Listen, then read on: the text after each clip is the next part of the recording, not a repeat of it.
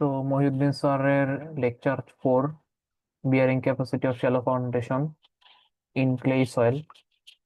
এই চ্যাপ্টারের আগের যে দুইটা ভিডিও, এটার 1 আর 2, ওইখানে আমরা একদম শুরু থেকে সবগুলো ম্যাথ করে আসছিলাম, কিন্তু 5 পর্যন্ত ওখানে করাইছিলাম। কিন্তু এখন যেহেতু সময় স্বল্পতা, তাই এক্সামের জন্য আর 5-এর যে পরে যেগুলো সাজেশনের বাইরে সেগুলো আর দেখাচ্ছি না। অ্যাকচুয়ালি সাজেশনে 5-এর পরে হচ্ছে এখানে 12, 13, 12, 14 আর 15, আর মাত্র 3টা ম্যাথ জাস্ট বাকি। সো আমি এখন এই 3টা ম্যাচে দেখাই দিব।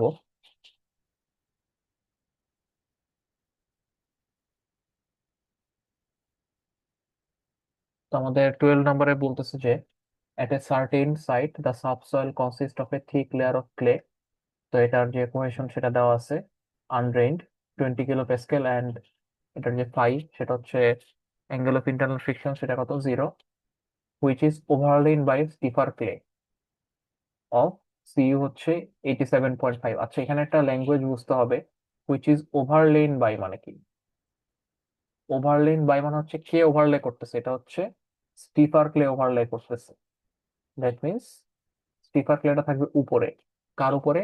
Thick layer of clay, normal যেটা ক্লে আর কি। তো নর্মাল ক্লেটাকে আমরা এখানে বলতে পারি এই ক্লেটা হচ্ছে ওভারলে হচ্ছে, আরেকজনের দ্বারা ওভারলে হচ্ছে। দ্যাট মিনস স্টিফার ক্লে উপরে থাকতেছে।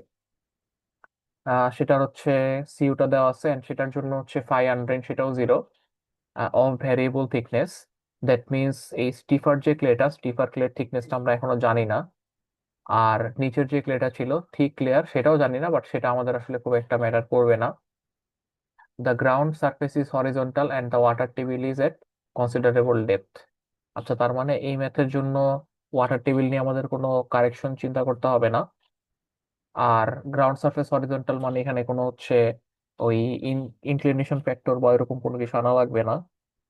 তো প্রথম কোয়েশ্চেনটা হচ্ছে, it is propose to install widely space footing 1.5 metre square at a depth of 1 metre. আচ্ছা, 1.5 মিটার স্কোয়ার মানে আমরা কিছু স্কোয়ার ফুটিং দিব যাদের ডাইমেনশন গুলো হচ্ছে 1.5, অ্যান্ড ডেপথ হচ্ছে 1 metre below the ground level in the upper clay material. That means এটা তো এই যে স্টিফার ক্লের যে থিকনেসটা বা ডেপথটা, এটা আসলে আমরা জানি না, বাট এটা সার্টেইন যে এটা হচ্ছে আমাদের যে ফাউন্ডেশনটা এটা এই ক্লের মধ্যেই থাকবে, এটা হচ্ছে নিচে নর্মাল ক্লেতে যাবে না, স্টিফার ক্লের মধ্যেই থাকবে।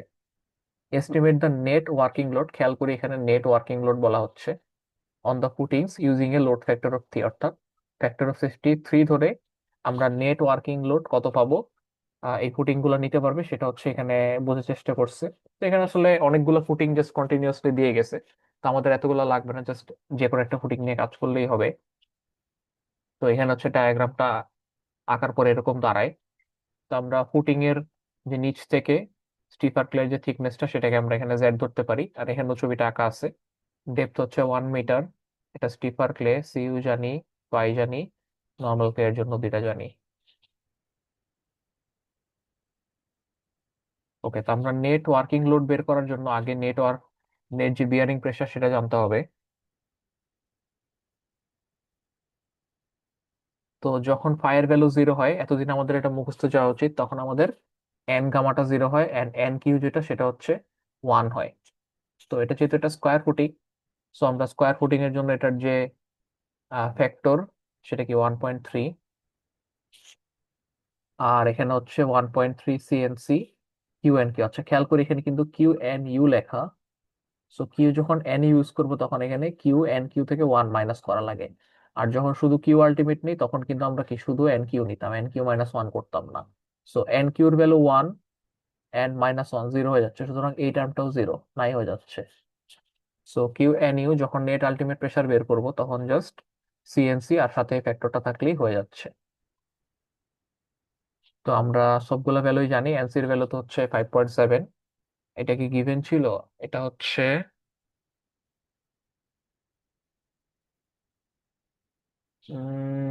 না, এই কোশ্চেনে গিভেন নাই। তো এটা আমরা হচ্ছে স্যার এক্সামে হয়তো বা দিয়ে দিবে, বা কোনো চার্ট বা গ্রাফ যাই হোক কোনো কিছু একটা দিয়ে দিবে, এটা মুখস্থ রাখা রাখা যেতে পারে অবশ্য এটা। আচ্ছা, যাই হোক, দেন আমাদের নেট আলটিমেট যে লোডটা সেটা বের করবো। সো কিউ এন হচ্ছে Q N U by F S. এখন এখানে একটা কোশ্চেন আসতে পারে যে অ্যালয়েবল যে আমাদের বিয়ারিং প্রেসারটা, সেটা কিন্তু এমন হতো Q_NU/Fs প্লাস গামা ডি। এই ফর্মুলা দিয়ে বের করতাম, বাট এখানে আমরা গামা ডি কেন ইউজ করতেছি না? আসলে দেখা যায় কি, এই গামা ডিএফটা আর ভ্যালুটা আসলে খুবই সামান্য। দেখা যায় গামা ডিএফটা ছাড়া যদি আমরা কনসিডার করি, এই টার্মটা যদি বাদও দিই, এটা কি করতেছে এখানে, কিউ অ্যালয়েবল প্রেসারটা মানে অ্যালয়েবল যে প্রেসার সেটা আরো বাড়িয়ে দিচ্ছে। সো গামাটি যদি না হয় আমরা আরো কনজারভেটিভ রেজাল্ট পাবো। মানে এমন না যে আমাদের ফুটিং ফেল হয়ে যাবে, বাট আমাদের দেখাচ্ছে না ফেল হবে।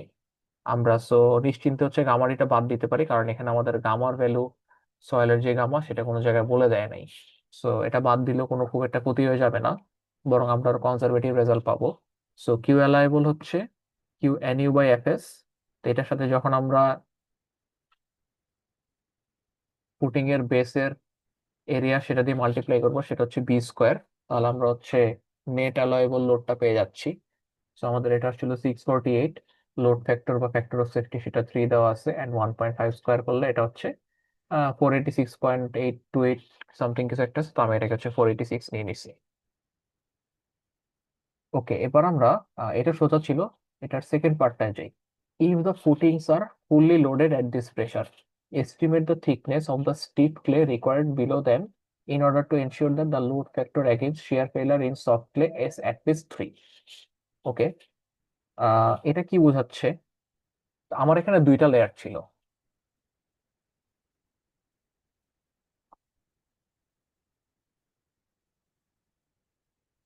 সয়েলের দুইটা লেয়ার ছিল, যার মধ্যে আমরা ডেপথ অফ ফুটিংটা জানতাম 1 মিটার, বাট এটার থিকনেস জানতাম না, এটারটাও জানতাম না।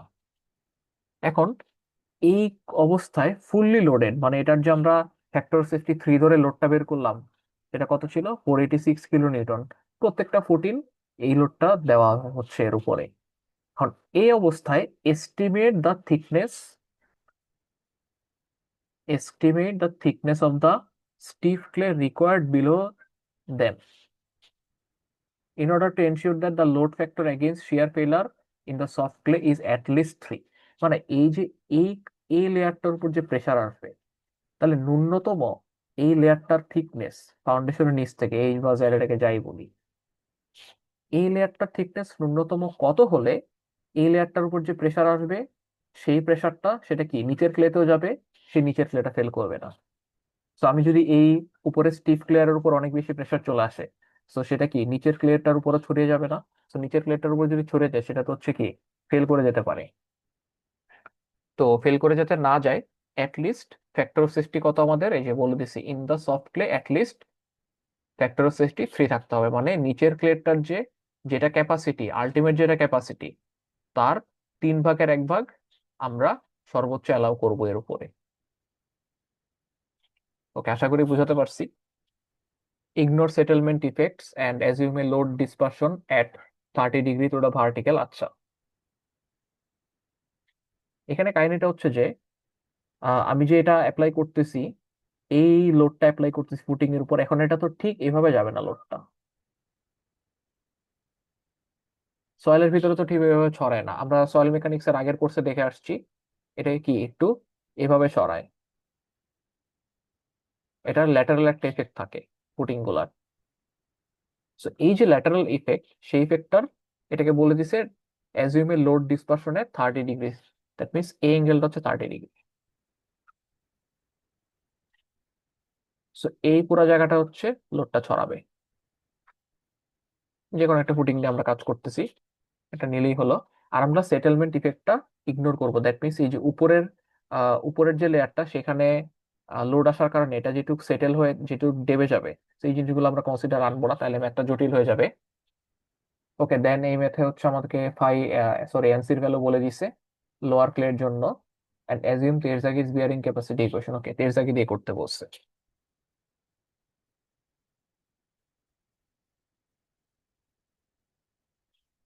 তো আমরা আগে বটম লেয়ার যে, সেই লেয়ারটার কতটুকু অ্যালয়েবল প্রেসার সেটা দেখতেছি।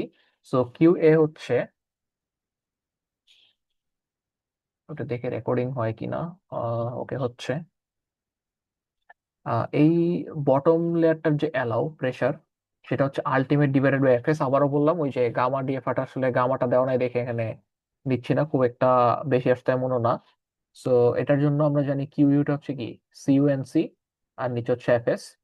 তো নিচের লেয়ারটার load safety, factor of safety কত থাকতে হবে, অ্যাটলিস্ট 3 বলে দিছে, সো আমরা 3 নিচ্ছি। নিচের লেয়ারটার জন্য যে সিইউ সেটা হচ্ছে 20, আর এনসির ভ্যালু 7.5 বলে দেওয়া আছে। সুতরাং নিচের লেয়ারটার অ্যালয় হচ্ছে কত, 50। ওকে, এখন উপরের লেয়ারটার যে লোড আসতেছে সেটা, নিচের লেয়ারের তো এরিয়াটা বেড়ে যাবে তাই না, এই যেভাবে করে ছড়িয়ে যাচ্ছে যেহেতু।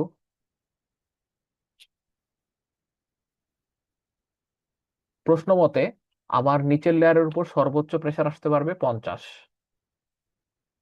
তাহলে এই জেডটা কত হতে হবে, উপরের স্টিফার ক্লের থিকনেসটা কত হতে হবে জেড, সেটাই বের করব। তো আমরা এই ভ্যালুটা জানি, এটা হচ্ছে ফাউন্ডেশনের ডিরেক্ট নিচে, এটা হচ্ছে 1.5। এইটুকু আমরা এক্স ধরে নিলাম, এটাকে এক্স ধরে নিলাম। তাহলে এখন নতুন যে ইফেক্টিভ এরিয়াটা, উপরের ফাউন্ডেশনটার কারণে নিচের লেয়ারটার উপর যে স্ট্রেস আসবে, স্ট্রেসের যে এরিয়াটা সেটা হচ্ছে এই পুরো এরিয়াটা, অর্থাৎ 1.5 প্লাস 2x।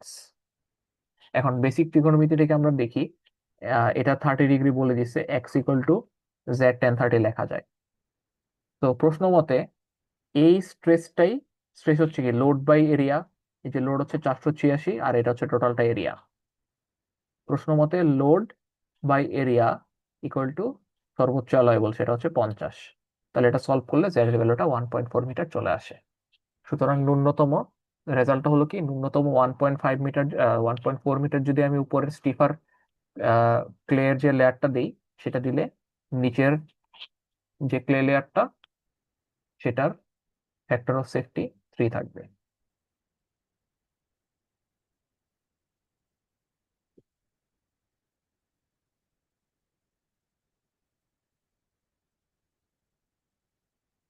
ওকে, তারপর আমাদের সাজেশনের যে নেক্সট ম্যাচ সেটা ছিল 14।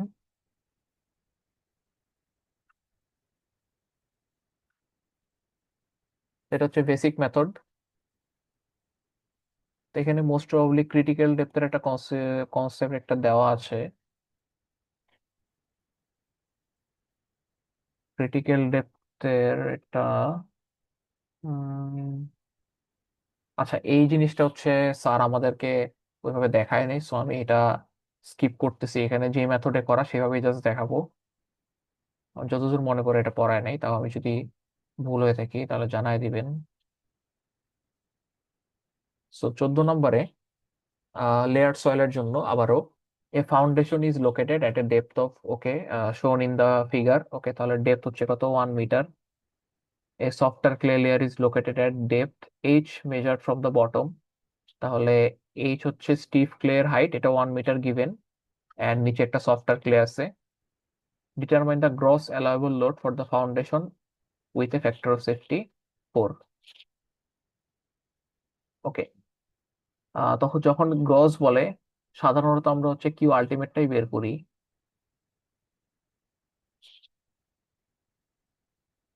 তো এই ম্যাথটা হচ্ছে বেসিকের মেথড দিয়ে করা, তো সো এটা জাস্ট কাইন্ড অফ মুখস্থের মতোই, মানে জিনিসটা ইকুয়েশনটা হচ্ছে দেখতে তেরজাগির মতোই, বাট পুরোপুরি তেরজাগি না, একটু ডিফারেন্স আছে। তো ইকুয়েশনটা হচ্ছে অনেকটা এরকম, এখানে লিখছে কিউ আলটিমেট হচ্ছে প্রথম পোর্শনটা সেম, সিএনসি, আর এই জায়গায় এটা হচ্ছে ডেপ ফ্যাক্টর, এখানে ডেপ ফ্যাক্টরকে হচ্ছে এফসিএসি লিখছে, সরি শেপ ফ্যাক্টর, আর এটা হচ্ছে ডেপ ফ্যাক্টর, এফসিডি দিয়ে লিখছে, কেন লিখছে এটা আমিও জানি না। আর এখানে জাস্ট হচ্ছে প্লাস কিউটা আছে, এটার সাথে কোনো হচ্ছে ফ্যাক্টর অ্যাড করে নাই। আর এন কিউ যেটা সেটা তো হচ্ছে ফাইয়ের ভ্যালু কি বলা আছে, ফাই হচ্ছে নর্মালি মোস্ট হলে এটা হচ্ছে 0 অ্যাজিউম করে এন কিউটাকে হচ্ছে 1 ধরে দিয়েছে, সো এটা বাদ। আর যেটা বললাম এখানে কোনো ফ্যাক্টর অ্যাজিউম করে নাই। এখন আমাদের এনসির ভ্যালুটা বের করতে হবে।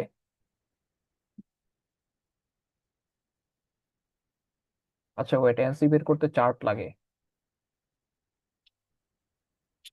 এনসি বের করতে একটা চার্ট লাগার কথা। হ্যাঁ হ্যাঁ, এটা চার্ট দেওয়া আছে, আচ্ছা তার মানে হচ্ছে এখানে ফাই হয়তো বা 0 ধরে নাই, ওই টার্মটাকে হচ্ছে মানে এই কিউ এর সাথে এন কিউ টার্মটাকে কোনো একটা কারণে হয়তো ইগনোর করা, যাই হোক ওটা আমাদের লাগতেছে না আপাতত। তো আমরা হচ্ছে এখানে ডেপথ ফ্যাক্টর বের করতে কি কি লাগবে, ডিএফ বাই বি। তো ডিএফ হচ্ছে depth of footing 1, and width তো হচ্ছে এটা দেওয়া আছে 1। এই যে এখানে দেওয়া আছে 1 × 1.5। সো এই ডেপথ ফ্যাক্টর এফসিডি চলে আসলো 1.4। এফসিএস হচ্ছে শেপ ফ্যাক্টর 1 + b/l, এগুলো জানি। N Q by N C, N Q হচ্ছে ওকে, এখানে এন কিউ 1-ই ধরছে, ঠিক আছে। আর এনসি হচ্ছে 4.6। এখন এনসিটা 4.6 কিভাবে আসলো সেটা আমরা দেখি গ্রাফ থেকে।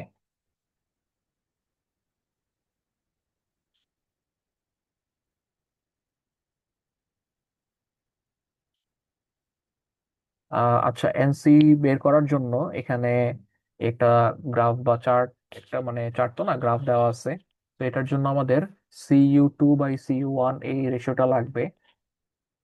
তো আমরা Cu1 হচ্ছে উপরেরটাকে, উপরের লেয়ারটা, আর Cu2 হচ্ছে নিচের লেয়ারটাকে ধরতেছি। তো এদের যে রেশিও 48/120, সেটা হচ্ছে 0.4 আসছে। আর আরেকটা টার্ম লাগবে, সেটা হচ্ছে H/B রেশিও। এখানে H/B রেশিও হচ্ছে আমাদের 1/1 আসছে। তাহলে H/B হচ্ছে 1-এর গ্রাফ এইটা, এই লাইনটা। আর Cu2/C1 হচ্ছে 0.4 এটা। সো স্যার এটা আগে থেকে এখানে ইন্ডিকেশন দিয়ে রাখছে, সো এটা হচ্ছে এভাবে দেখবো।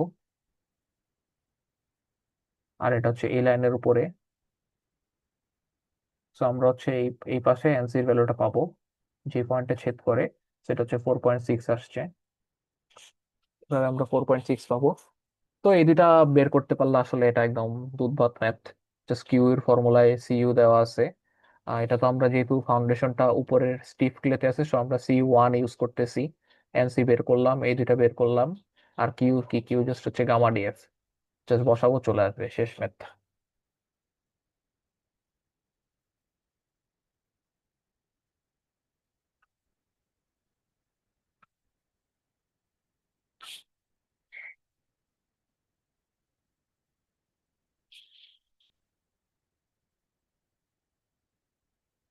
ওকে, সাজেশনের লাস্ট ম্যাথ 15 নাম্বার। পুরো একটা বিল্ডিং ফ্রেম, এখানে অনেকগুলা ফাউন্ডেশন দেখা যাচ্ছে। Design strip foundation for the column rho. আচ্ছা, এগুলো সব কলাম। কলামের নিচে যদি আমরা প্রত্যেকটা নিচে একটা করে আইসোলেটেড ফুটিং দিই, তাহলে আর কি অনেকগুলো হয়ে যাবে। সো এখানে আমরা বলতেছি যে design strip foundation for the column row in C. তাহলে এটা হচ্ছে আমাদের C column row in the building frame shown in the figure. Okay, soil data are also given in the figure of footing section. Okay, তাহলে footing এর নিচে আমাদের সিল্টিক লে আছে, তার নিচে হচ্ছে অর্গানিক লে আছে। তো অর্গানিক লেয়ারের সিইউ যেটা, সেটা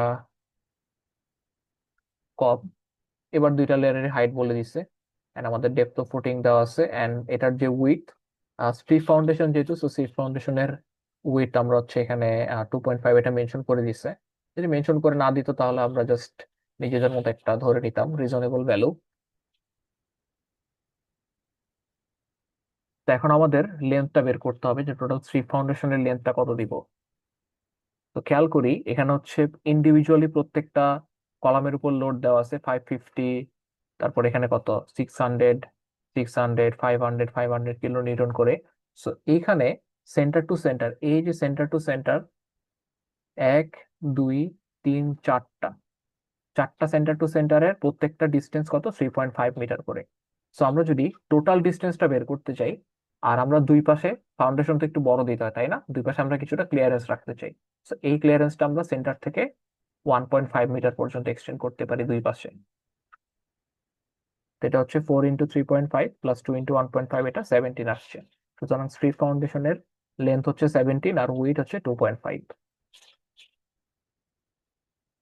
ওকে, এবার আমরা আগের মতোই Cu2/C1 বের করব, H/B রেশিও। তো সেখান থেকে আমরা এখন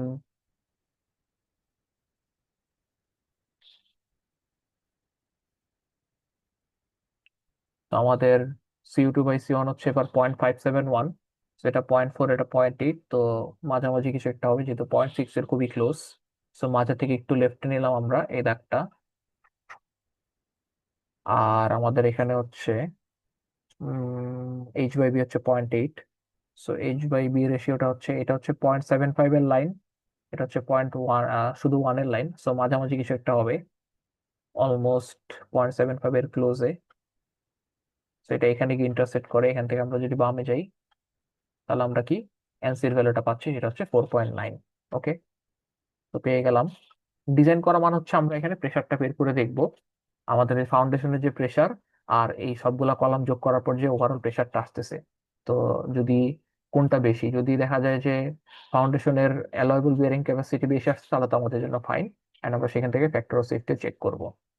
তো যাই হোক, আমরা এখানে ফাউন্ডেশনের বিয়ারিং ক্যাপাসিটি সবকিছু বসানোর পরে 223.9 কিলো প্যাসকেল পেয়ে গেছি। এখন আমরা এই বেসটার উপরে কত প্রেসার আসছে সেটা দেখবো। সো টোটাল লোড হচ্ছে সবগুলা কলামের লোড যোগ করে দিলাম। সো 550, 600, 600, 500, 500 এখানে যোগ করলাম, যোগ করে এটার এরিয়া দিয়ে ভাগ করলাম, পুরো স্ট্রিপ ফুটিং এর এরিয়া, সেটা হচ্ছে কত, 2.5 ইন্টু 17। সো ভাগ করার পর আমাদের 64 আসলো, যেটা হচ্ছে ফাউন্ডেশনের অ্যালয়েবল থেকে অনেক কম।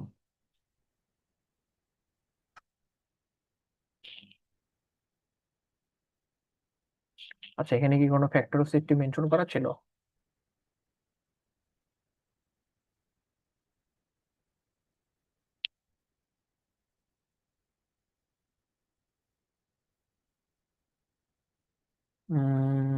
না, এখানে ফ্যাক্টর অফ সেফটি বলে দেয় নাই। সো আমরা আলটিমেটের সাথে কম্পেয়ার করে দিলাম। আর ফ্যাক্টর অফ সেফটি যদি আমরা নিজেরা বের করতে চাই, সেটা হচ্ছে এখানে করে দেখাইছি। সো আলটিমেট যেটা আর আমাদের প্রেসার যেটা আসছে, এর থেকে বেশি প্রেসার তো আমাদের নেওয়া দরকার নাই। সো আমাদের ফ্যাক্টর অফ সেফটি অলরেডি হচ্ছে কত, 3.46 আছে। আর এটা হচ্ছে 2.5 থেকে বড়। 2.5 মানে হচ্ছে একটা জাস্ট নর্মাল একটা জিওটেকের স্ট্যান্ডার্ড। 2.5, 3, 3.5 বা 4, এটা হচ্ছে আমরা ফাউন্ডেশনের বিয়ারিং ক্যাপাসিটির জন্য ফ্যাক্টর অফ সেফটিটা নর্মালি ধরি। তো 2.5 থেকে বেশি আছে মানে এটা ওকে বলা যায়। তো এর মাধ্যমে চ্যাপ্টারটা শেষ হলো। তো আমি একটু স্যারের পার্টের সামারি দিতে চাই। তো স্যারের পার্টের যে প্রথম টপিকটা ছিল, একদম প্রথমে ছিল টাইপস অফ ফাউন্ডেশন। তো সেটা হচ্ছে মেইনলি থিওরি পার্ট, সেটা তো নিজের পড়ার জিনিস। এরপর হচ্ছে second, bearing capacity of shallow footing and drive footing. তো just normal bearing capacity theory আর কি, লেকচার 2 যেটা। তো ওই চ্যাপ্টারটা হচ্ছে মোটামুটি ফুল কভার করা আছে আমার একদম প্রথম দিকের ভিডিওতে, এই প্লে লিস্টে। দেন হচ্ছে লেকচার 3, সেন্ট্রিক্যালি লোডিং 14। তো সেইখানেও অলমোস্ট সাজেশনের সবগুলো ম্যাথ করা আছে। দেন আসতেছে lecture 4, bearing capacity in clay soil. এখানে তো আমরা 5 পর্যন্ত সাজেশন না, শুধু একদম ওভারঅল সবগুলো ম্যাথ করে আসছিলাম, কিন্তু পরে তো সাজেশন দিয়ে দিল, পরে হচ্ছে কমে গিয়ে এই আজকে এই চ্যাপ্টারটাও শেষ হইলো। তো মোটামুটি 3টা চ্যাপ্টার ফুল কভার করা। আর এরপর হচ্ছে লেকচার 5, স্যান্ড। তো স্যান্ডে হচ্ছে কিছু ঝামেলা আছে, স্যান্ড আমি নিজে এখনো পড়ি নাই, যার কারণে এটা দিতে পারতেছি না। আর লাস্টে হচ্ছে এরপরে আছে lecture 6, settlement of shallow foundation. তো এটা তো হচ্ছে আমরা সিটির জন্য হচ্ছে মোস্ট প্রবাবলি সিটি, হ্যাঁ সিটি ছিল, সিটির জন্য চ্যাপ্টারটা পুরাটা একবার পড়া শেষ। সো এটা আশা করি লাগবে না। আর লাস্টে তো একটা থিওরি চ্যাপ্টার। সো মোটামুটি বলা যায় মহিউদ্দিন স্যারের 50%-এর মতোই কভার করা হয়ে গেছে।